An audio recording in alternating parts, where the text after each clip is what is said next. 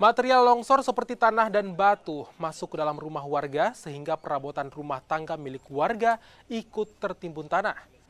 Sementara itu seluruh penghuni rumah berhasil menyelamatkan diri sehingga tidak ada korban jiwa dalam kejadian ini.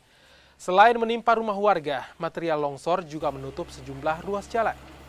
Sementara itu, pemerintah Kota Kendari menurunkan alat berat untuk membersihkan material longsor dan juga memberikan bantuan warga yang terkena dampak longsor. Pas maghrib Pak.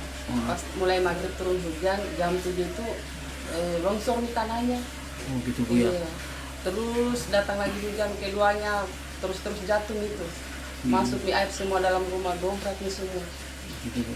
Nah, tapi memang hujan deras sekali kemarin Bu. Deras sekali, baru bersambung, pas berhenti sejenak, sambung lagi, turun lagi tanahnya. Gitu ya. Kapan turun lagi, hujan turun juga tanahnya.